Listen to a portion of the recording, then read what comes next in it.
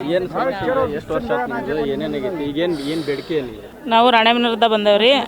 ನಮಗೆ ಗರ್ಭಕೋಶದ ಆಪ್ರೇಷನ್ ಆಗೈತಿ. ನಮಗೆ ಆಪ್ರೇಷನ್ ಆಗಿರೋದು 2013 ಆಗಿತ್ತು. ನಾವು ಗೌರ್ಮೆಂಟ್ ಆಸ್ಪತ್ರೆ ತೋರ್ಸ್ಕೊಳಕಂತ ಹೋದರು. ಹೊಟ್ಟೆ ನೋವು ಅಂತ ಹೇಳಿ ಹೋದಾಗ ಅವರು ಡಾಕ್ಟ್ರ್ ಬಂದು ಇಲ್ಲಮ್ಮ ನಿಮಗೆ ಹೊಟ್ಟೆಲಿ ಗಡ್ಡಿದೆ, ಆಪ್ರೇಷನ್ ಮಾಡಿಸ್ಕೋಬೇಕು ಅಂತ ಹೇಳಿದರು. ಯಾವ ಮನುಷ್ಯಾಗಾದರೂ ಭಯ ಆಗುತ್ತೆ, ಆಪ್ರೇಷನ್ ಗಡ್ಡಿ ಆಗಲಿದ್ರು ಸಾಯ್ತೀಯ 2 ತಿಂಗಳಾಗ ಅಂತ ಹೇಳಿದರು.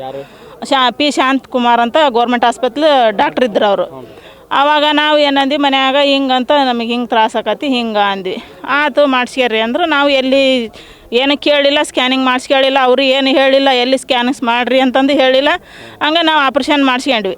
ಆಪ್ರೇಷನ್ ಆಗಿ ಒಂದು ಸ್ವಲ್ಪ ದಿನ ಆರಾಮಿದ್ವಿ. ತಿರುಗಿ ಒಂದು ವರ್ಷ 2 ವರ್ಷ ಆಗಿಂದೆ ನಮಗೆ ಇನ್ಫೆಕ್ಷನ್ ಜಾಸ್ತಿ ಆಕತ್ತಿತ್ತು. ಆವಾಗ ಹಾಸ್ಪಿಟ್ಲಿಗೆ ಹೋದ್ರೆ ಯಾಕಮ್ಮ ನೀವು ಗರ್ಭಕೋಶ ತೆಗ್ಸ್ಕೊಂಡಿರ ಅಂದ್ರೆ, ಇಲ್ರಿ ಹಿಂಗೆ ಯಾರಮ್ಮ ಹೇಳಿದರು 40 ವರ್ಷದ ಒಳಗೆ ಗರ್ಭಕೋಶ ಯಾಕೆ ತೆಗ್ಸ್ಕೊಂಡಿರಿ ನಿಮಗೆ 40 ವರ್ಷದ ಒಳಗೆ ತೆಗ್ಸ್ಕೊಂಡಿರಕ್ಕೆ ಇಷ್ಟೆಲ್ಲ ಪ್ರಾಬ್ಲಮ್ ಆಗತೈತಿ, ಕಿಡ್ನಿಗೆ ಎಫೆಕ್ಟ್ ಆಕತಿ, ನೀವು ದಿನ ನೋವಿನ ಗುಳಿಗೆ ನುಂಗಿದ್ರೆ ಇದು ಹಿಂಗೆ ಆಕತಿ, ಮತ್ತು ಇದಕ್ಕೆ ಏನಮ್ಮ ನೀವು ಯಾಕೆ ಮಾಡಿಸ್ಕೊಂಡ್ರಿ? ಇಲ್ರಿ ಅವ್ರು ಸರ್ ಏನು ಹೇಳಿಲ್ಲ, ನಮಗೆ ಹಿಂಗೆ ಸಾಯ್ತೀರಿ ಅಂತ ಭರವಸೆ ಹೆದರಿಕೆ ಕೊಟ್ಟರು, ನಾವು ಮಾಡಿಸ್ಕೊಂಡ್ವಿ ಅಂತ ಹೇಳಿದ್ವಿ ರೀ. ಅವಾಗ ನಮ್ಮಂತೆಯೇ ಎಲ್ಲರಿಗೆ ಒಂದೊಂದು ಆಸ್ಪತ್ರೆಗೆ ಒಬ್ಬೊಬ್ರು ಬಂದಾಗ ಏನೇನೋ ವಿಷಯ ಹೇಳಿ ಅಷ್ಟ್ರದ್ದು 1500 ಮಂದಿದು ಆಪ್ರೇಷನ್ ಮಾಡಿದ್ದಾರೆ ರೀ. ಆವಾಗಿನ ಸರ್ಕಾರದಾಗ ಇದೇ ಕಾಂಗ್ರೆಸ್ ಸರ್ಕಾರ ಇತ್ತು. ಅವಾಗ ಒಂದು ಪೇಷೆಂಟ್ಗೆ 25,000 ಅನುದಾನ ಇತ್ತು ಅವರಿಗೆ ಗೌರ್ಮೆಂಟ್ ಕಡೆಯಲ್ಲಿದ್ದ. ಅವ್ರಲ್ರಿ ನಮ್ಮ ಒಬ್ಬ ಪೇಷೆಂಟ್ಗೆ ಆಪ್ರೇಷನ್ ಮಾಡಿದ್ರೆ 25,000 ರೂಪಾಯಿ ಡಾಕ್ಟ್ರಿಗಿತ್ತು. ಆ ಥರ ಅವರು ಒಂದು ಪೇಷೆಂಟ್ಗೆ ಆಪ್ರೇಷನ್ ಮಾಡಿದ್ರೆ ಗೌರ್ಮೆಂಟ್ ಡಾಕ್ಟ್ರಿಗಿತ್ತು ದುಡ್ಡಿನ ಆಸೆಗೆ. ಆವಾಗ ನಮ್ಮ ಕುಟಾಗ 30,000 ಕಟ್ಸ್ಕೊಂಡಾರ. ಗೌರ್ಮೆಂಟ್ನಿಂದ ನಮ್ಮ ಹೆಸರಿನ ಮ್ಯಾಗ 25,000 ತಗೊಂಡಾರ. ಆ ಥರ ಮಾಡಿ 1522 ಮಂದಿ ಸುಮ್ಮನೆ ಬಂದವರಿಗೆ ಏಜ್ ಲಿಮಿಟ್ ಕೇಳಿಲ್ಲ, ಏಜ್ ಇಷ್ಟರೊಳಗೆ ಮಾಡಬೇಕು ಅಂತಂದು ನಮಗೆ ಎಲ್ಲಿ ಮೆನ್ಷನ್ನು ಮಾಡಿಲ್ಲ. ಹಾಗೆ ಸುಮ್ಮನೆ ಹೋದವ್ರಿಗೆ ಆಪ್ರೇಷನ್ ಮಾಡಿದ್ದಾರೆ. ಯಾವ ಕಾರಣಕ್ಕೆ ಮಾಡಿದರು?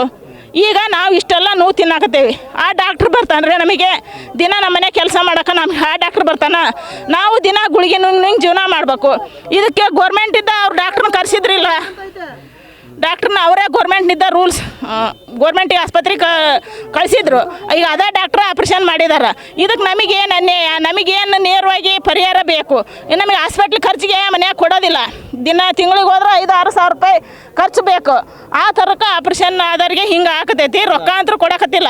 ನಮಗೆ ನೇರವಾಗಿ ಗೌರ್ಮೆಂಟಿಂದ ಪರಿಹಾರ ಕೇಳಕತ್ತೇವಿ. ಇಲ್ಲ ಆ ಡಾಕ್ಟ್ರದ್ದು ಹೊಲ ಆಯಿತು, ಮನೆ ಆಯಿತು, ಸುಡುಗಾಡಾಯಿತು, ಅವನದ್ದ ಮಾರಿಯರಾದರೂ ನಮಗೆ ಪರಿಹಾರ ಬೇಕು. ಒಬ್ಬೊಬ್ರಿಗೆ ಕನಿಷ್ಠ 5-5 ಲಕ್ಷ ಪರಿಹಾರ ಬೇಕು. ಇದನ್ನು ಮಾತ್ರ ಮಾಡಬೇಕು ಗೌರ್ಮೆಂಟು. ಇಲ್ಲ ಅವ್ನು ಡಾಕ್ಟ್ರ್ ಕರೆಸ್ರಿ, ಅವ್ನು ಎಷ್ಟು ಕೋಟಿ ಆಸ್ತಿ ಐತಿ ಅದ್ರಾಗ ಒಂದೊಂದು ರೂಪಾಯಿ ಬರಲಿ ನಮಗೆ. ಅವ್ನು ಓಟು ಮಾರಿ ಅವ್ನು ಬೀದಿ ನಿಲ್ಲಿಸಿ ನಾವು ತಗೊಂಡ್ವಲ್ಲೇ ಮಿಂಟ್ರಿ ಮಗನ ನೀನು ಆಪ್ರೇಷನ್ ಮಾಡಿದ್ದಿ ನಮ್ದು ನಾವು ಇಷ್ಟು ಅನುಭವಿಸಕತ್ತೇವೆ ನೋವು, ನಿಂದು 1 ರೂಪಾಯಿದ್ದು ಬಿಡ್ಲಿನಂಗೆ ನಾವು ತಗೊಂಡಾಗ ಅನ್ನಂಗೆ ನಮಗೆ ನಡೆಸ್ಕೊಡ್ಬೇಕು.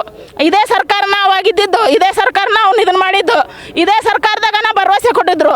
ಸಿದ್ದರಾಮಯ್ಯನವ್ರು ಕೊಟ್ಟಾರ, ಬೊಮ್ಮಾಯಿ ಅವರು ಹಾನಿ ಮಾಡಿದ್ದಾರೆ. ಇವಾಗೂ ನಾವಲ್ಲಿ SP ಆಫೀಸಿನ ಮುಂದೆ ಸ್ಟ್ರೈಕ್ ಮಾಡಿ ಮಾತಾಡಕತ್ತಿದ್ವಿ. ಆವಾಗ ಈ ಸಭಾಪತಿ ಅವ್ರು ಬಂದು ಇಲ್ಲಮ್ಮ ನಿಮಗೆ ನ್ಯಾಯ ಕೊಡಿಸ್ತೀವಿ, ನಿಮಗೇನು ಪರಿಹಾರ ಕೊಡಿಸ್ತೀವಿ, ಅದಕ್ಕೆಲ್ಲ ನಿಮಗೆ ಇದನ್ನು ಕೊಡ್ತೀವಿ, ನೀವು ಅಲ್ಲಿ ಬರ್ರಿ ಎಲಿಪ್ಯಾಡಿನ ಹತ್ರ ಬರ್ರಿ. ನಾವು ಇಲ್ಲಿ ಬರೋಕೆ ರೆಡಿ ಇದ್ದಿಲ್ಲ, ಅಲ್ಲೇ ಕುತ್ಕೊಂಡಿದ್ವಿ. ಅವ್ರು ಎಲಿಪ್ಯಾಡಿನ ಹತ್ರ ಬರ್ರಿ ನಿಮಗೆ ನ್ಯಾಯ ಕೊಡಿಸ್ತೇವೆ, ನಾವು ಏನದನ್ನು ಮಾಡ್ತೇವೆ. ಈಗ ನಾವು ಈ ತಿಂಗಳಾಗ ದಿನೇಶ್ ಗುಂಡೂರಾವ್ ಅವ್ರನ್ನ ಭೇಟಿಯಾಗೇವಿ, ಹಾವೇರಿ ಉಸ್ತುವಾರಿ ಸಚಿವ್ರನ್ನ ಭೇಟಿಯಾಗೇವಿ, CM ಅವ್ರನ್ನ ಜನಸ್ಪಂದನ ಕಾರ್ಯಕ್ರಮದ ಭೇಟಿಯಾಗೇವಿ. ಯಾರು ಒಬ್ರು ಏನು ಒಂದು ಭರವಸೆ ನೀಡಿಲ್ಲ ನಮಗೆ. ಇವಾಗಾದ್ರೂ ನಮಗೆ CM ಸರ್ ಏನು ಹೇಳ್ತಾರ, ನಾವು ಕಾಂಗ್ರೆಸ್ನವ್ರು, ನಾವು ಕಾಂಗ್ರೆಸ್ಗೆ ಓಟ್ ಹಾಕೇವಿ.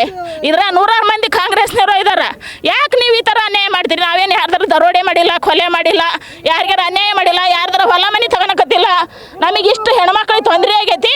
ಇದಕ್ಕೆ ನ್ಯಾಯ ಕೊಡಿಸ್ರಿ, ನಮಗೆ ಇದಕ್ಕೆ ನ್ಯಾಯ ಕೊಡಿಸ್ಬೇಕು. CM ಸಿದ್ದರಾಮಯ್ಯನವ್ರಿಗೆ ಮನವಿ ಮಾಡಿ ಕೈ ಮುಗಿದು ಕೇಳ್ಕೊಂತಾನೆ.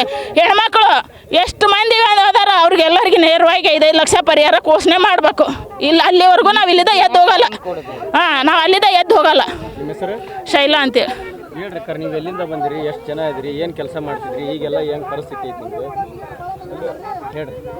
ಅಲ್ಲ, ಗೋರ್ಮೆಂಟ್ ಬಡವರಿಗಂತ ಗೋರ್ಮೆಂಟ್ ಆಸ್ಪತ್ರೆ ಮಾಡಿರೋದದು. ಸಾವುಕಾರದಾರಿಗೆಲ್ಲ ಸಾವುಕಾರದಾರ ಇದ್ದಾರ ಪ್ರೈವೇಟ್ ಆಸ್ಪತ್ರೆದಾಗ ತೋರಿಸ್ಕೊಂಡು ದುಡ್ಡು ಇದ್ದಾರೆ ತೋರಿಸ್ಕೊಂತಾರೆ ಗೋರ್ಮೆಂಟ್ ಸರ್ಕಾರ ಅಂತ. ನಾನು ಯಾವ್ದಕ್ಕಂತ ಗೊತ್ತಾ, ಮಕ್ಕಳ ಆಪ್ರೇಷನ್ ಪ್ರಾಬ್ಲಮ್ ಆಗಿದ್ದು, ನನಗೆ ಭರಣಿ ಆಪ್ರೇಷನ್ ಅಂತ ಹೋಗಿದ್ದೆ. ನನ್ನ ಗರ್ಭಕೋಶನ ಕಿತ್ತು ಹಾಕಿದ್ದಾನಲ್ಲ. ನನಗೆ ಆವಾಗ ವಯಸ್ಸು 23 ವರ್ಷ. ನನ್ನ ಮಗಳಿಗೆ ನಾನು ಮಕ್ಕಳ ಆಪ್ರೇಷನ್ ಮಾಡಿಸ್ಕೊಂಡು 3-4 ವರ್ಷಕ್ಕೆ ಆಪ್ರೇಷನ್ ನನಗೆ ಗರ್ಭಕೋಶ ತೆಗೆದು ಕೊಡಂತಾನು ಹೋಗಿದ್ದಿಲ್ಲ ನಾನು. ನನ್ನ ಗರ್ಭಕೋಶ ಚೀಲನ ತೆಗೆದ್ರಲ್ಲ, ನನ್ಗಿಂತ ಚಿಕ್ಕ ವಯಸ್ಸಿನವರಿಗೂ ತೆಗೆದ್ರಲ್ಲ ಅಂತ 1522 ಜನ ಇದೇ ಥರ ಪ್ರಸತಿ ಮಾಡ್ಯಾವ ನಾವು. ನನ್ನ ಕಡೆ ದುಡ್ಡಿಲ್ಲ, ನನ್ನ ತಾಯಿಗೂ ಕರ್ಕೆ ಹೋಗಿಲ್ಲ. ನನ್ನ ತಾಯಿ ಹಿಂದಕ್ಕೆ ಫೋನ್ ಮಾಡಿ ನನ್ನ ಗಂಡ ನನ್ನ ಹಂಗೆ ಆಪ್ರೇಷನ್ ಮಾಡಿಬಿಟ್ಟ ಡಾಕ್ಟ್ರ್ ನನಗೆ ಹಂಗೆ ನಿಂದು ಹೊಟ್ಟಿನು ಅಂತ ಹೇಳಿದ್ದಕ್ಕೆ ಗಂಡ ಆವತ್ತು ಬಂದು ಮಾತಾಡಿಸ್ಲಿಲ್ಲ, ಏನಿಲ್ಲ. ನೀನು ಹೆಂಗೆ ಆಪ್ರೇಷನ್ ಮಾಡಿಸ್ಕೊಂಡು ಹೆಂಗೆ ನೀನು ಏನು ಮಾಡ್ಕೊಂಬ ಅಂತ ಗಂಡ ಆವತ್ತಿಂದ ಬಿಟ್ಟಿರೋದು ಇವತ್ತುವರೆಗೂ ಗಂಡನ ಮನೆಯಾಗಿಲ್ಲ ನಾನು. ನನಗಾಗಿರೋ ಪರಿಸ್ಥಿತಿ ಎಷ್ಟೋ ಹೆಣ್ಮಕ್ಳಿಗೆ ಆಗೈತಿ. ಈ ಶಾಂತಿ ಡಾಕ್ಟರ್ ಮಾಡಿರೋದು ಮೋಸ. 35,000 ರೂಪಾಯಿ ರೊಕ್ಕ ತಗೊಂಡ ನೀನು 2 ಆಪ್ರೇಷನ್ ಮಾಡಿಬಿಟ್ಟೆ, ನೀನು ಗರ್ಭಕೋಶನ ತೆಗೆದುಬಿಟ್ಟೇನೆ ಅಂತ. ನನ್ನ ಕಡೆ ದುಡ್ಡು ಇಲ್ಲದಕ್ಕೆ ನನ್ನ ಮಕ್ಕಳಿಗೆ ಸಂಬಳ ಕೂರಿ ಮೇಸಾಕಾಗಿ ಇವತ್ತಾದ್ರೂ ಸಾಲಿ ಕಲ್ಸಾಕತ್ತಿಲ್ಲ. ಎಷ್ಟೋ ಹೆಣ್ಮಕ್ಳು ಬಡವರ ಹೆಣ್ಮಕ್ಳು ಇದೇ ಪರಿಸ್ಥಿತಿ ಆಗೈತಿ. ಯಾವ ಸರ್ಕಾರ ಹಾಕೊಂಡು ಮುಚ್ಕೊಂಡು ಕುತ್ಕೊಂಡೈತಿ. ಅವ್ರವ್ರು ದೊಡ್ಡ ನೌಕರಿದಾರ ಹಾಕಾರ. ನಮ್ಮ ಮಕ್ಕಳು ನೌಕರಿದಾರಿಲ್ಲ, ಏನಿಲ್ಲ. ನಮ್ಮ ಹೆಣ್ಮಕ್ಳಿಗೆ ಆಗಿರೋದು ಅನ್ಯಾಯ. ನಮ್ಮ 13-20 ಜನಕ್ಕೂ ನಮಗೆ 5 ಲಕ್ಷ ದುಡ್ಡು ಇವತ್ತು ಇಷ್ಟು ದಿನ ಕೊಡ್ತೇವಿವ, ಇಷ್ಟು ದಿನ ನಿಮಗೆ ಪರಿಹಾರ ಕೊಡ್ತೇವೆ ಅಂತ ಇಷ್ಟು ದಿನ ನಾವು 8 ವರ್ಷ ಆಯ್ತು ಹೋರಾಟ ಮಾಡಾಕತ್ತಿರೋ.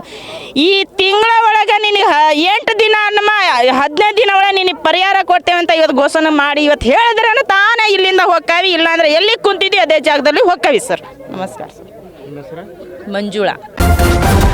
ನ್ಯೂಸ್ ಫಸ್ಟ್ ನಿರ್ಭೀತಿಯಿಂದ ನಿಮ್ಮ ಪರವಾಗಿ.